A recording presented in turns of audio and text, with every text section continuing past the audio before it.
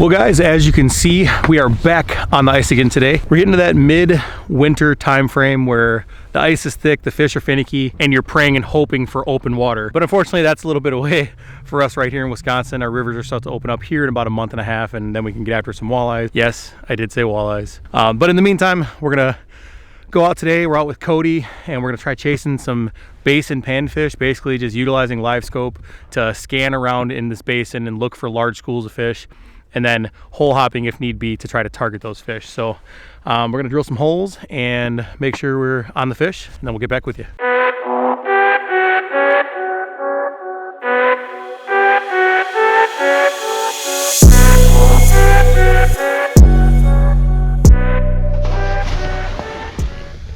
don't know if you guys can see that, but that is a whole lot of fish right there.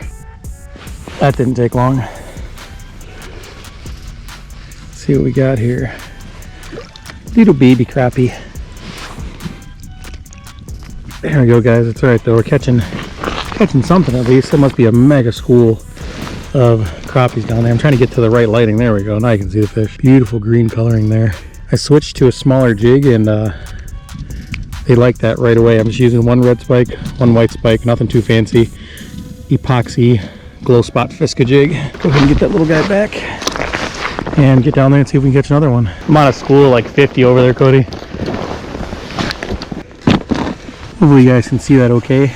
The mega school that's down there. I'm gonna go ahead and drop back into that school. You can see my jig dropping down right there.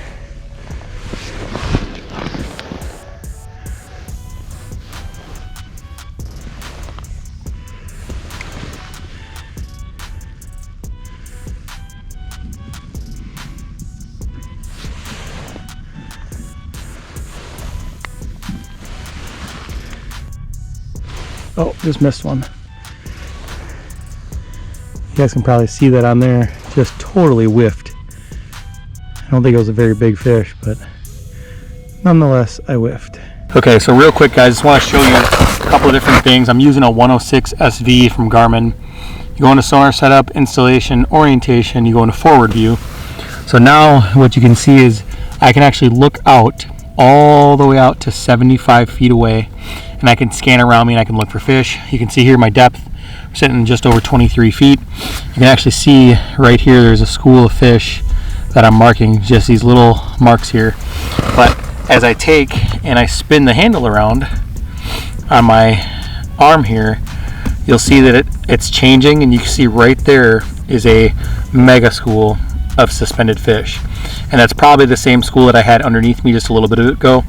But the thing with these fish are they are super skittish, so when we're going around and we're drilling, the schools are moving, so we almost had to drill holes, and now what we're going to basically do is we're going to work our way around the area to try to catch those fish. So again, you can orient this back to down by going into sonar setup, installation, orientation, down, and you can see there's one fish off to the side here about 12 feet away, but nothing directly under us. So a little lesson to be learned here.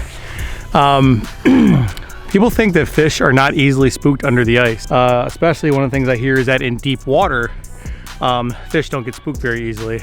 Well, folks, we are in about 27 feet of water right now, and we were marking a school until Cody drilled, and then all of a sudden the school dissipated. So I did a little half circle around the shack, drilled on top of where those fish moved to after we found them with LiveScope, and now those fish are relocating back to the shack. So Cody just called me over and just showed me that there's fish actually right under us now. So, all right, as you guys can see, we have a pretty good school on the screen here. A little bit shallower here, actually. Bring that depth up just a little bit. These fish are definitely moving a lot. We've had to move a lot to stay on them. You can see lots of lookers, and that school just dissipated already that quickly. There's one, guys. Feels like a bluegill, guys. Very bluegillish, and he came off. So we'll never know. There's one.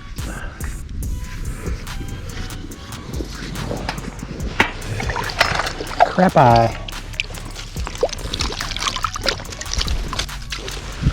Solid. Yeah, they're super. I like the color in here though. They're cool. They're super white. Yeah. White and green.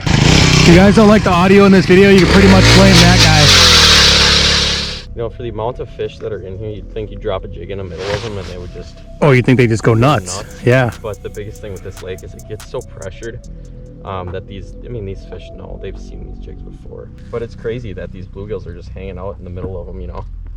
What I think is crazy is that, like, there can be that many fish and they don't all react. Right. There's just one. Like, one is like, oh, look, there's food.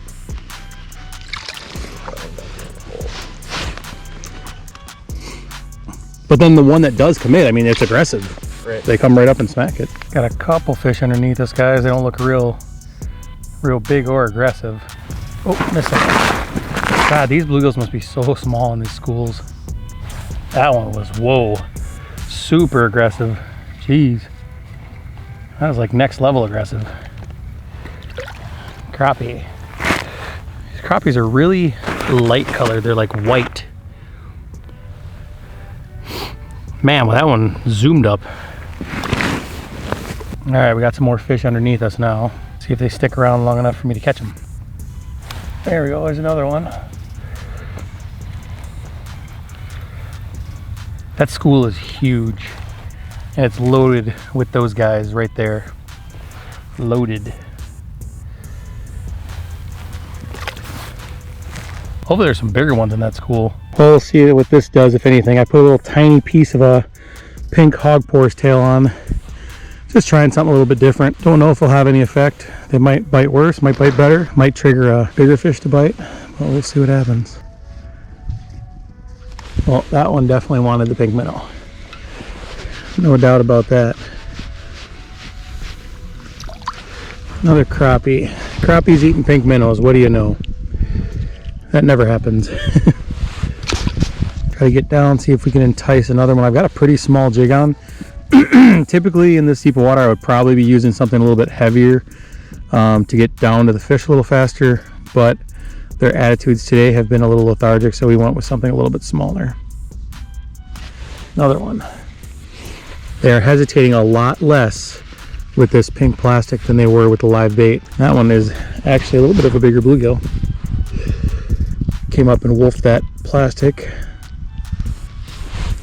Plastics are definitely something to build confidence in, guys. They are not great every day. There are plenty of days where meat will outfish plastic, but I have also seen plenty of days where plastic will outfish meat. So sometimes just switching to a plastic can be the difference in triggering more bites, bigger bites, more aggression. You just really never know. But I also think that minnow profile is deadly. I use that minnow profile plastic for gills, crappies, doesn't really matter. Everything seems to love that profile. And I can see here that the fish are reacting quite a bit more aggressively to this minnow. I mean, 3 fish, 3 drops pretty easily. And I really wasn't having to work the fish at all. Oh, that one's a quick release, but not really having to work the fish very hard. And they've been coming up and just wolfing that 1-inch hogpore's minnow down.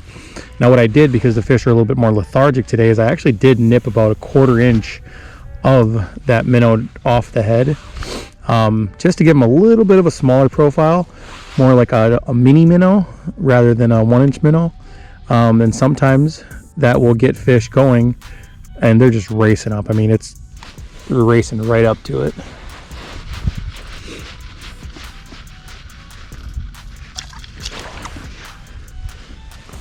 Hey Cody, you doing any tip-up fishing? So you doing any tip-up fishing? Got about a 6.5-inch shiner for you. Yeah. Look at that, guys. That would be normally would be pike bait. It'd be a really good pike bait, actually. Nice big natural shiner. But he was hanging out with the crappies and bluegills. I don't know if I've ever caught a shiner on a crappie plastic. Never know what you're gonna catch. That's the beauty of fishing. Never know what's gonna come out of a school of 60 fish. That's the school that we're fishing right now. Look how big that school is. It's insane. The crazy thing is how aggressive that shiner was. I mean, it came shooting up just like any panfish would.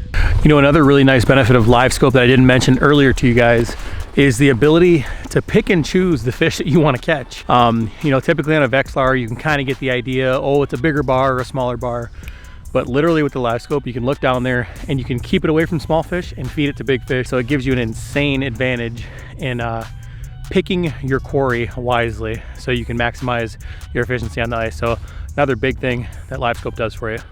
Well guys, I think that is a wrap for us today on the ice. Came out with a goal of sitting in the shack over a mega school, and as you guys, I just told you that a little bit earlier, changed pretty quickly. Sunny day, basin fish, they tend to roam a lot more than they would if it was a cloudy day.